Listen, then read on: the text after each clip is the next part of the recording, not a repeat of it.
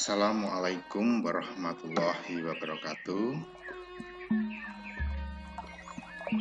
Wilujeng siang para putra kelas 8 sing dak tresnani.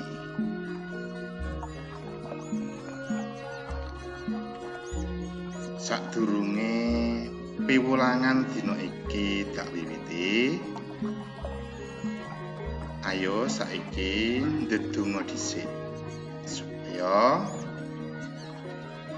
mengko piwulangan iki diparingi rancak lancar kalih saka Rubida.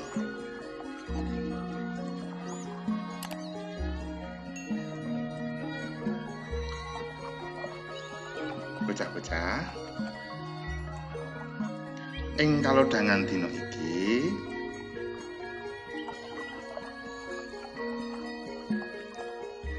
kompetensi dasar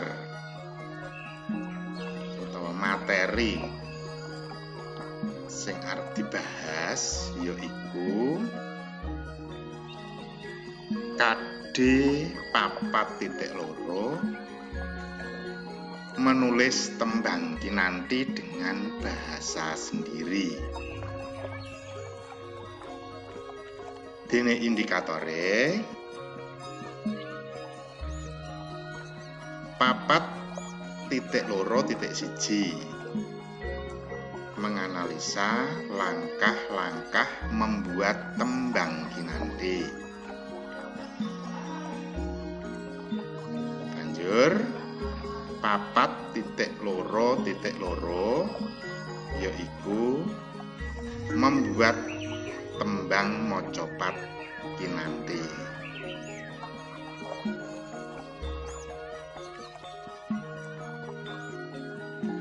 Bocah-bocah, wis do siap kabeh to? Ayo enggal disiapake buku lan alat tulis, mbok menawa mengko ana babagan sing penting bisa dicatet. Yen wis siap, ayo saiki diwiwiti. Nah, saiki kanggo ngeling-eling piwulangan minggu kepungkur lan kanggo ngeling-eling tembang kinanti iki sing endi to? Nah, mula saiki ayo padha dimirengake dhisik salah sawijine pada utawa bait tembang kinanti sing ana ing serat wulang reh. Saiki dimirengke ya.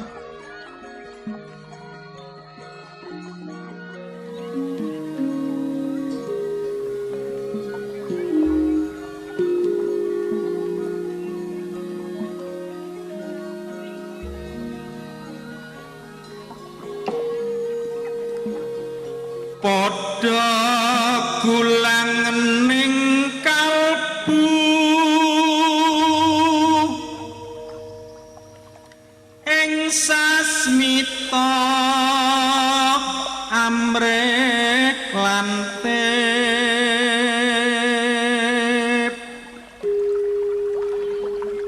aja pijar mangan indra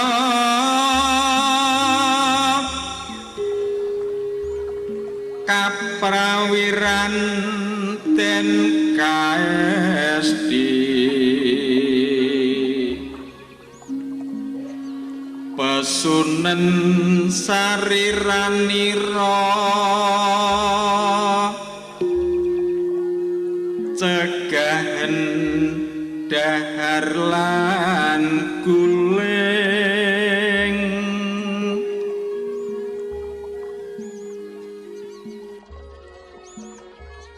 Nah, iku mau tuladane tembang kinanti. Wis kelingan to?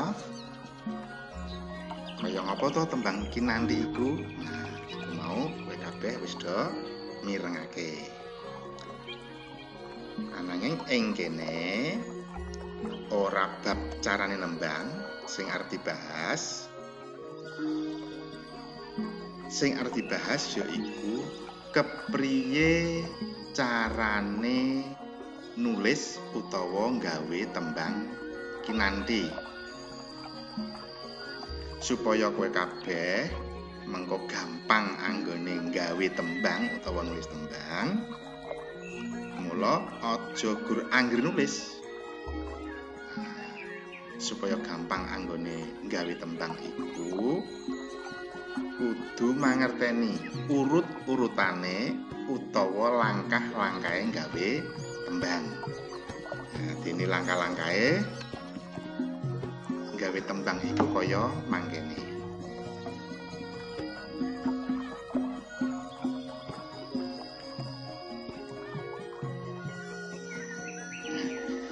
Sing nomor 1 utawa sing sepisan yaiku nemtokake tema. Carane milih salah sijining tema sing arep digawe tembang. Tema iku akeh banget. Tuladhane pawiyatan utawa pendidikan, karsian utawa kebersihan, kasarasan utawa kesehatan, lan liya-liyane isih akeh maneh tema-tema sing bisa digawe tembang. Yen bocah-bocah wis nemtokake utawa milih salah sijine tema, banjur sing nomor 2 yaiku nemtokake jinising tembang.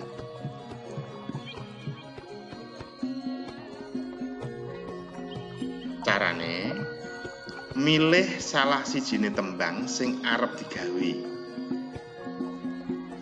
Tembang macapat itu kan akeh banget, cacahe ana 11. Nah, iku pilihan salah siji.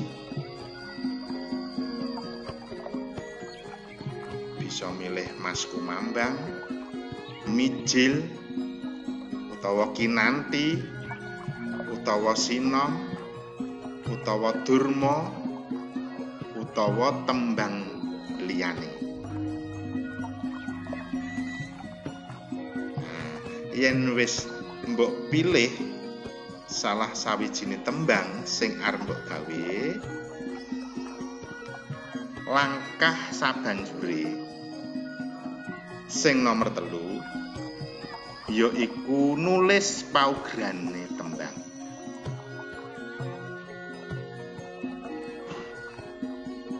Kowe wis padha ngerti kabeh to, bocah-bocah, paugerane tembang macapat.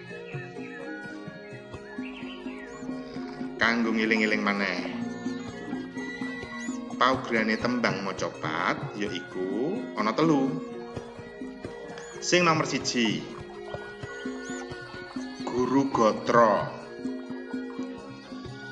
yaiku cacahing gatra utawa larik saben sakpada utawa bait.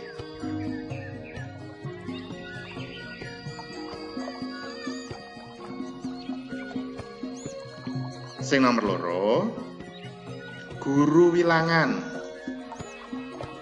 Sing dikarepake guru wilangan yaiku cacahing wanda utawa suku kata saben sak gatra utawa larik.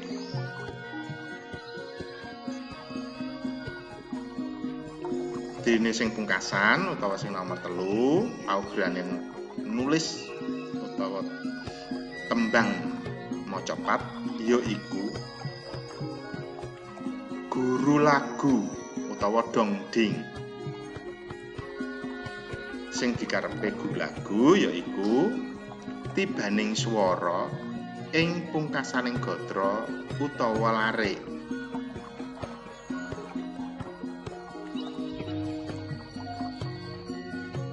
Paugeran tembang macapat siji lan sijine iku guru gatra, guru wilangan, apa dene guru lagune beda-beda. Mula anggone nemtokake guru gatra, guru wilangan apa dene guru lagune dijumbuhake karo tembang sing dipilih. Gandeng ing piwulangan iki materine tembang kinanthi. Mula sing mbok goleki banjur ditulis yaiku paugerane tembang kinanthi. Yen kowe kabeh ana sing durung kelingan, apa to guru gatra, guru wilangan lan guru lagune tembang kinanthi iku? Iki kaya ing ngisor iki. Guru gatrane tembang kinanthi iku ana 6. Dadi mengko bocah-bocah anggone nulis utawa gawe tembang kinanthi iku kedadian saka 6 gatra utawa 6 lari.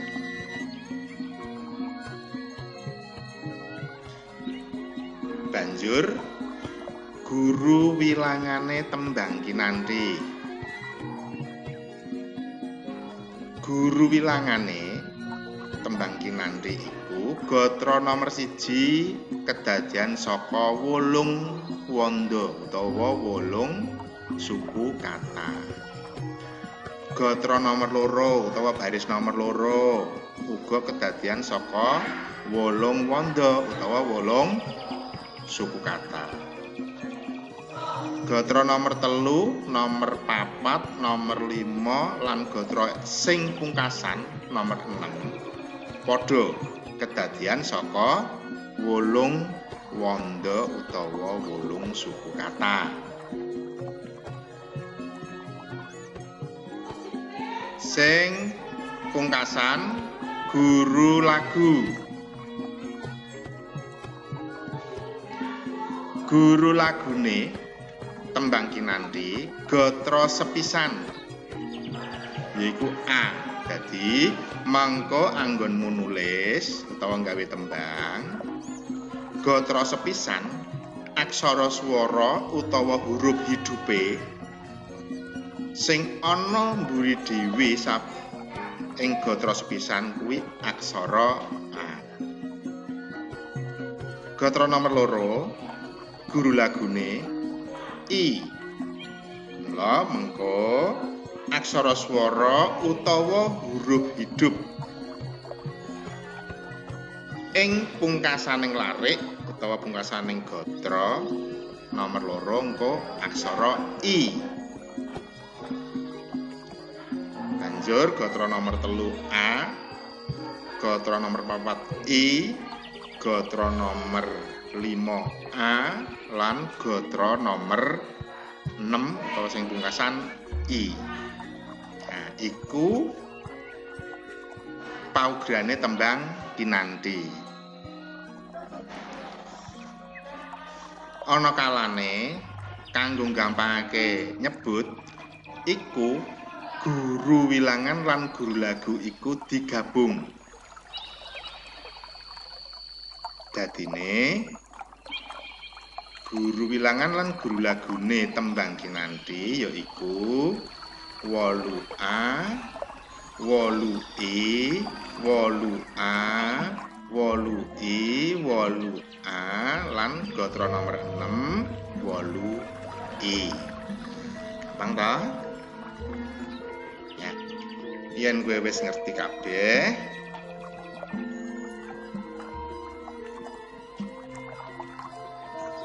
paugerane tembang kinanthi saiki dibacotake urutan sabanjure yaiku milih tembung. Carane bocah-bocah milih tembung-tembung, banjur dikumpulake tembung-tembung kasebut sing jumbuh karo tema sing mbok pilih mau. Nah, Tembung-tembung sing dipilih yaiku tembung-tembung sing edipeni. Edipeni iku basa Indonesiane indah.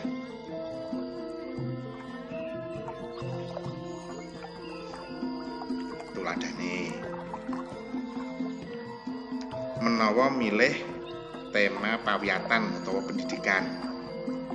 Mula tembung-tembung sing dipilih sing ana gegayutane karo pawiyatan utawa pendidikan. Umpamane tembung-tembung sing ana gegayutane karo pawiyatan, sekolah, guru utawa dwija, murid utawa siswa, sinau, pamulangan lan sapiturute. Yen bocah-bocah wis ngumpulake tembung-tembung, banjur urutan sabanjure sing nomor 5 ngerakit tembung utawa gawe ukara jumbuh karo paugeran tembang. Jadi tembung-tembung sing wis mbok pilih mau banjur dirakit, dirangkai dadi ukara. Lah anggonmu ngrakit utawa ngrangke ukara kuwi kudu mbok jumbuhake, mbok paske karo paugeran tembang. Umpamane tembang ki nanti padha gotra nomor 1 kedadian saka 8A. Mula anggonmu gawe ukara utawa anggonmu ngrakit tembung-tembung kasebut dipaske kedadian saka 8 wanda utawa 8 suku kata lan aksara swara huruf hidup sing ana mburi dhewe gotra sepisan yaiku aksara A. Mangkono iku sabanjure gotra nomor 2, 3, 4, 5, 6. Nah, iku dipaske karo paugerane. Nanging ana kalane sok ora pas tembung-tembung sing wis mbok pilih kasebut mau. Kanggo ngawekani, kanggo mengantisipasi kasebut bisa. Nah iki bisa kanggo ngoyak utawa ngepasake guru wilangan. Iku kanthi nyuda wanda, ngurangi suku kata. Syarate ora ngowahi tegese tembung sing mbok kurangi wandane mau. Tuladhane tembung kareben iku kedadian saka 3 wanda kareben. Banjur dikurangi dadi ben. Kuwi entuk. Amarga tembung karben terus dadi ben iku tegese padha. Terus para dadi pra. Antara tembung para lan tembung pra iku tegese padha. Para muda, pramuda dadi padha tegese. Tembung wero dadi wero. Tembung sarana dadi srana. Sarana kang kedadian saka 3 wanda, mongko sing dibutuhke gur tembung sing kedadian saka 2 wanda, mula isih dadi tembung srana saka tembung sarana. Banjure tembung swara dadi swara lan liya-liyane isih akeh banget tembung-tembung sing bisa dikurangi wandane tanpa ngurangi tegese. Iku mau carane ngepaske guru wilangan. Banjur kepriye carane ngepaske utawa ngoyak guru lagu? Iki sing loro. Kanggo ngoyak guru lagu biasane kanthi cara ngijolake panggonan tembung. Sing baku aja ngowahi maknane ukara. Tuladhane, ukara sing bener Anoman sampun malumpat. Iku guru lagune A.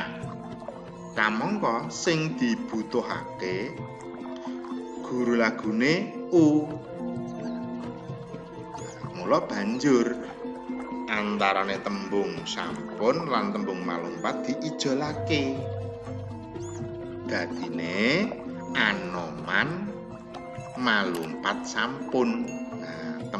Ukara sing keri iki guru lagune wis dadi U tanpa ngurangi utawa ngowahi maknane ukara.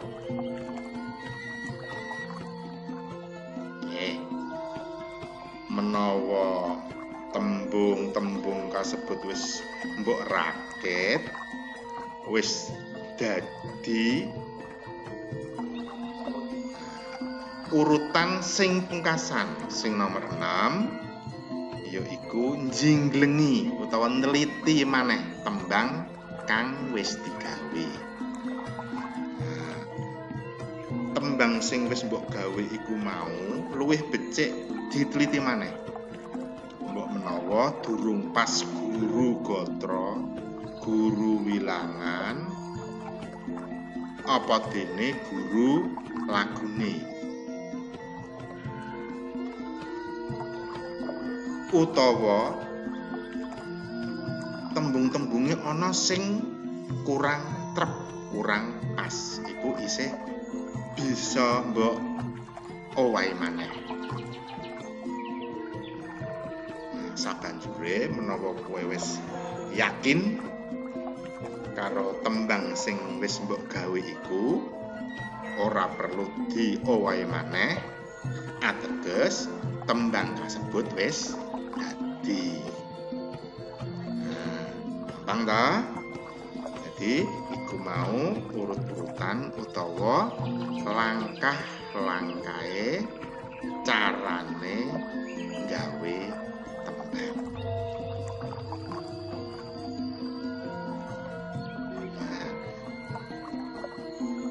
Tak kira ora angel. Angger kowe kabeh tumemen anggonmu gawe mesti hasile apik. Bocah-bocah, iku mau materi piwulangan ing kalodhangan dina iki. Sabanjure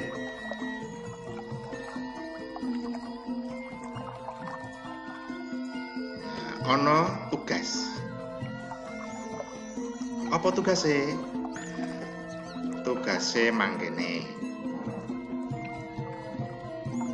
Gaweya tembang macapat kinanthi rong pada utawa rong bait kanthi tema siji. Pada siji temane pawiyatan utawa pendidikan.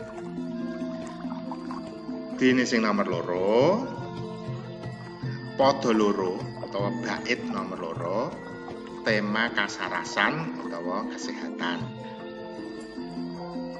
Jadi tugasmu gawe tembang kinanthi loro cacahe. Sing siji temane pawiyatan, sing nomor loro temane kasarasan.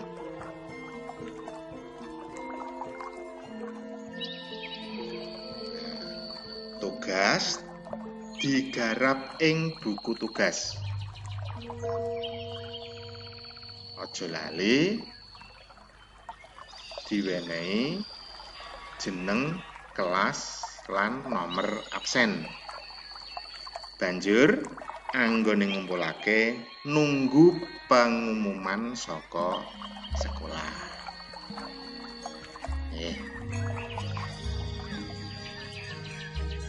Yen wis padha gamblang kabeh karo materi lan tugas sing bakal mbok gawe,